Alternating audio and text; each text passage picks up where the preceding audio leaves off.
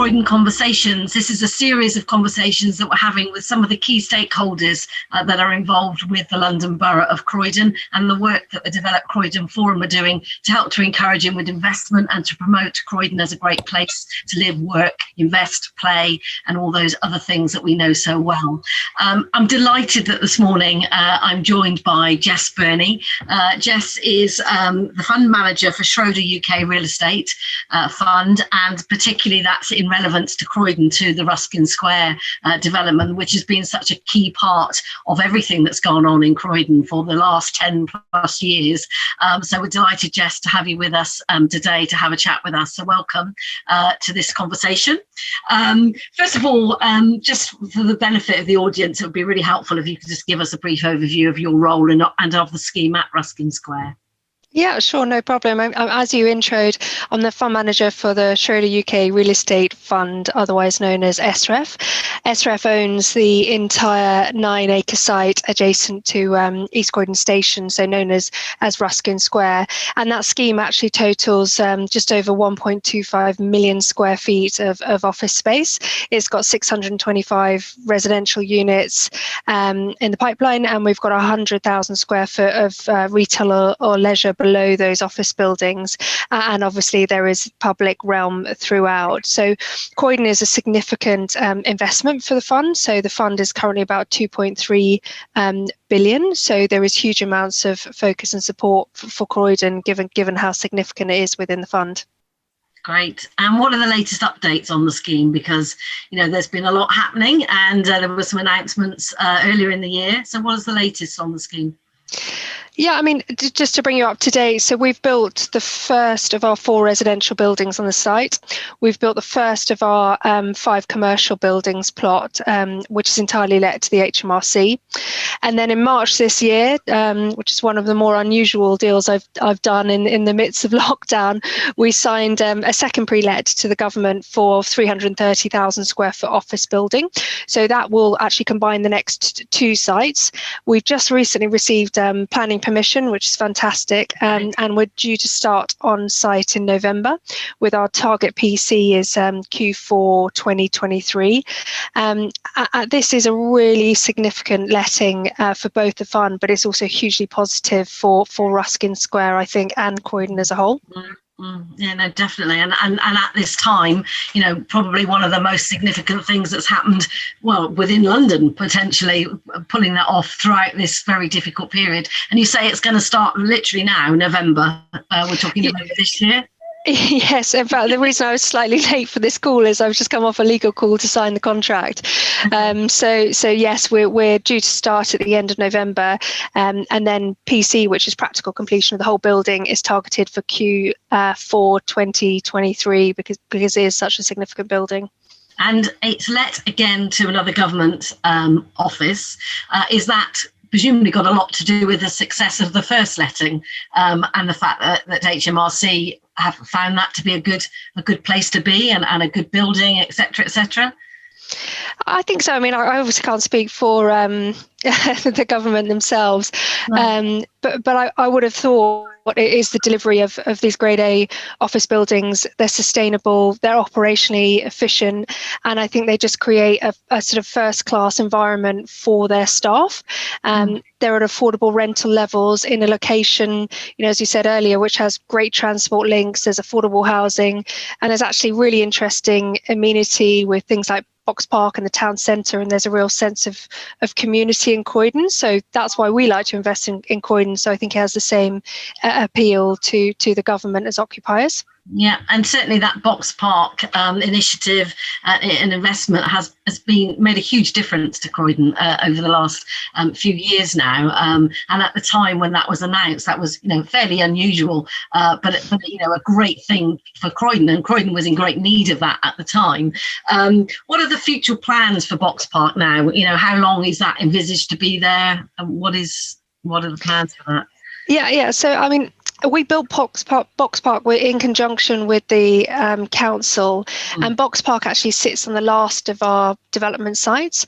And the reason that we built Box Park is that it really provides that essential amenity for Croydon and Ruskin Square tenants during the construction of the whole estate. And then Ruskin Square estate has been designed so that it provides both public realm and amenity through restaurants, bars, shops at ground floor. So as the scheme develops, there will create an environment and that amenity. And as I said, Box Park is on our last development plot. So detailed designs haven't been drawn up for that plot yet. So there is scope in the future to include Box Park in the scheme. And it'll just be a matter of how the scheme develops and what Box Park's appetite is. So it was very much, at the time was about meanwhile use, wasn't it? As you say, a way to invigorate the site during, the construction phase. But now it's become a bit more than that, quite clearly. And as you say, may well be incorporated into a future plan for that area anyway. So I guess the message for everyone listening is that it's not going anywhere soon. It's a great amenity to have. And despite all the other challenges we're all faced with at the moment, that is there to stay for the foreseeable future. Let's move on to Network Rail, because obviously you are adjacent, your site is adjacent to East Croydon Station, and Network Rail have great plans for the station. What impact will that have on Ruskin Square, and I guess how are you working with them in line with their plans for redevelopment? Yeah, I mean, we're obviously very supportive of the plans to upgrade East Croydon Station. I think it will create a fantastic point of difference, especially on arrival for visitors to Croydon, and it will improve the accessibility to Croydon. So as you say, we are working closely with both Network Rail and the council to ensure that both of our schemes really complement each other and really achieve both of our ambitions, because in the long run, I think it is a positive movement for both sides of the fence, as it were. And certainly, as we've already said, and everybody knows, the transport links for Croydon are one of the key sort of selling factors to anyone thinking about relocating, and particularly at the moment where, being in central London is not perhaps perceived to be the place to be at the moment, looking at those outer London boroughs and in particular Croydon, with our transport links and our ability to get into town so quickly, it makes it even more important in the present climate. Just wanted to move on around the whole retail sector. And I know, again, going back a few years, there was a lot of talk at the time about, your ongoing development being predicated potentially on, what was going to happen with the redevelopment of the Whitgift Centre. And as we all now know, clearly that's not going to happen anytime soon due to loads of factors, but not in the least the latest COVID pandemic. But clearly you've carried on regardless, which is a really positive effect. What do you think, and in terms of your decision on that, in terms of that retail message, obviously you have carried on regardless. Does it have any future impact for you on what happens next? Yeah, I think for us, we're obviously progressing the development of 2 Ruskin Square because it is entirely let to the government, obviously with the exception of the ground floor, which will be retail and leisure units. But really having that pre-let in place really de-risks the project and therefore de-risks development for the fund. I think previously when we were talking about speculative development, on the other hand, that will depend on market conditions. And from an occupational demand and from an investment or inward investment into Croydon, that would definitely improve if Westfield were to take their site forwards. So I think, especially in this market, it is very uncertain. We wouldn't be pursuing speculative development, but I think more progress in the town centre, and I think Westfield and a decision on how they will move forwards and actually physical progress in that progression will really help build that confidence and momentum in Croydon. But as I said, the reason that we're ploughing on is because the project is de-risked by that significant pre-letting. Does that impact in terms of speculative build? What's the situation with your residential, with the residential elements? Are there plans to go ahead regardless with residential?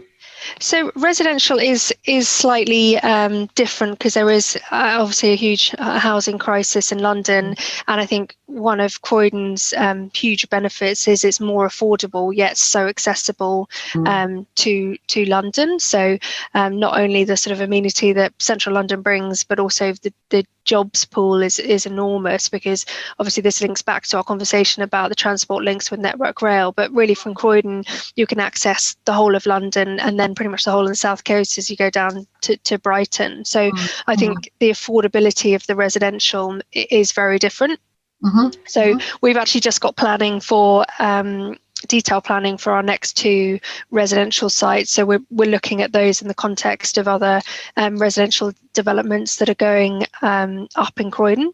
And I know that they are significant, and they're continuing, you know, obviously with other parties in Croydon, which is fantastic. So I think the residential market is slightly different because there are big pressures on it. But again, if you're creating a community where people want to live, work and play and really have those different dynamics to a community, that really helps. And Westfield would definitely help that. Yeah, no, it would definitely be a factor if you know that you can get some good retail therapy. That's going to be really important to where you certainly would be for me, for where I might choose to live. So now there's a big push on sustainability in construction and all future buildings. And so what's happening? What are you doing to meet those credentials at Ruskin Square? Yeah, so I think, SREF being the size that it is, so 2.3 billion really means that scale makes us probably fortunate enough to have some schemes where we're really placemaking. So we, in a similar vein, we developed and opened Bracknell Town Centre at the end of 2017 with our partners L&G. And again, we're really placemaking with Ruskin Square and Croydon. I think in terms of sustainability, as a firm, so as Schroders, we incorporate sustainability into the whole life cycle of an asset. And in addition to sustainability, which is probably, I like to think of sustainability as sort of reducing the negative. But in addition to that, we're also very focused on impact investing, which in simple terms, I like to think of that as improving the positives. And we break that down into 4 pillars. And our sort of 4 pillars of impact investing are people, place, prosperity and planet. And for 2 Ruskin Square, we feel that we can bring in both the ESG impact, the ESG credentials, but also the impact investing. So for 2 Ruskin Square, which is the next government building, we're adopting something called Design for Performance Initiative. And what that does is it aims to import an Australian energy system called Neighbours to the UK. And the general principle of that is really to optimise performance in use rather than just how the physical building is designed. And I think that's a really interesting sort of new dynamic that's come out in the last probably a year or 2 to really generate buildings that are really operationally efficient for the tenant. And that really does attract tenants, and that's our sort of point of difference. And I think it's one of the reasons that we managed to attract tenants ahead of our competitors. That said, obviously the building is also designed to include things like all electric energy strategy, rainwater harvesting, high performance facade. It's got 35% green roof, 400 cycles, 40 showers. But I think what people don't recognise as much is how it's constructed as well. So we'll do a sort of modular structural design to minimise embodied carbon. The procurement process will also focus on what we call the modern methods of construction, again, to minimise construction waste and oblige my fund to things like local employment and training strategies. So in the end, we will end up with a very efficient building, BREEAM excellent, well-enabled building. And I think in summary, SREF is fully committed to delivering highly sustainable buildings at 2 Ruskin Square, and we will continue that drive through the remainder of the estate. And clearly that's been a big draw for attracting the public sector onto your site and into Croydon. That's got to be a big tick box in terms of what they're looking for. I think so. I mean, the government's obviously come out with a statement as to what they need to achieve in terms of energy consumption and the timescales they need to achieve it. So I think if their own occupiers don't fulfil what the government as a whole is trying to achieve, it becomes a difficult situation. But even if it wasn't the government, as a tenant, across our portfolio, we're seeing more and more success in attracting tenants to our buildings ahead of the competition, because they want their brand and the image of their companies to be associated with those kind of buildings that are really sustainable, and having that demand as a result of the product we're delivering really justifies the sort of additional costs in a lot of cases to develop those kind of buildings. Absolutely.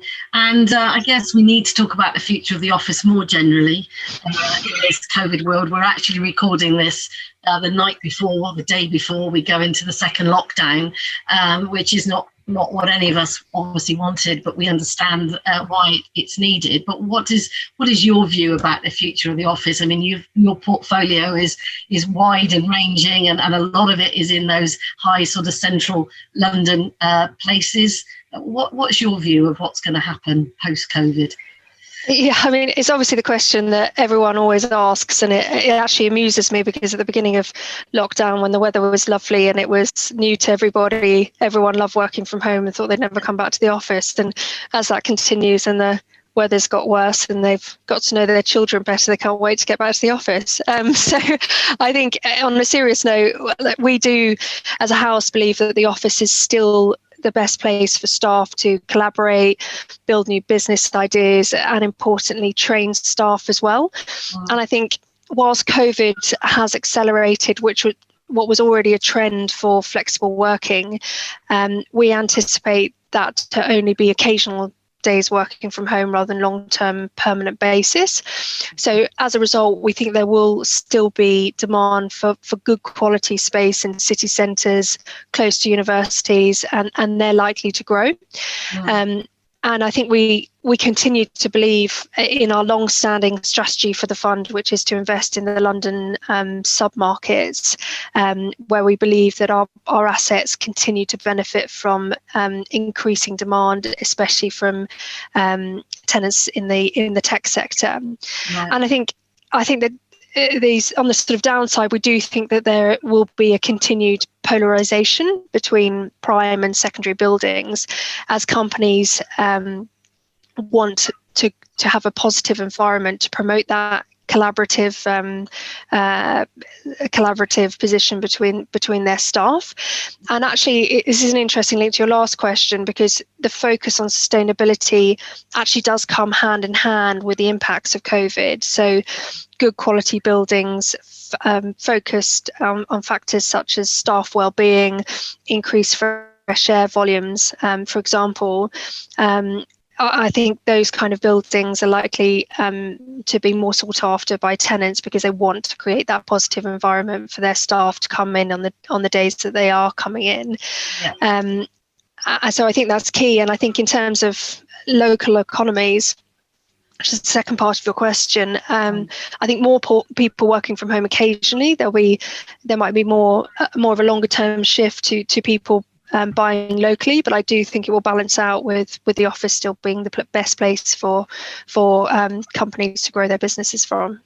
I think we're certainly seeing that, aren't we? I was actually in your A&P House office building yesterday, which is obviously where you've got very, very good occupancy despite COVID, and you've done some innovative things there in terms of breaking down larger spaces into smaller spaces and having the serviced offices. But certainly, this second lockdown feels quite different in that, many businesses are still choosing to spend a little bit of time in the office rather than being completely away. And so this hybrid model certainly looks like to be the way forward. And certainly that will be the best thing for the local economy in terms of encouraging us all to still spend some money whilst we're coming into work. So that all sounds really positive.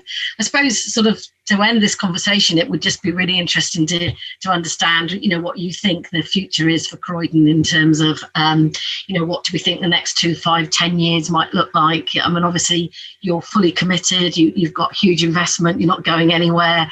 You obviously believe in it. That goes without saying. But any sort of personal views from you on the future? Yeah, I think the basis for my personal views are obviously as a result of the selling points for Croydon, which I think are clear. Those being great connectivities, central London, Gatwick, Brighton. And I think that means that the pool of talent, including Croydon itself, is fantastic. Croydon's got a great community through its music, arts, and increasingly the tech sector.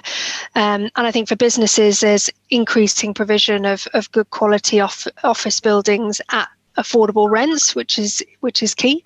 And I think, as we touched on, the growth of good quality and again affordable residential provision means that Croydon really does provide that diverse economy, and it is a factor, it's a combination of all of those factors that are attracting tenants to Ruskin Square, which in turn drives our commitment to Ruskin Square.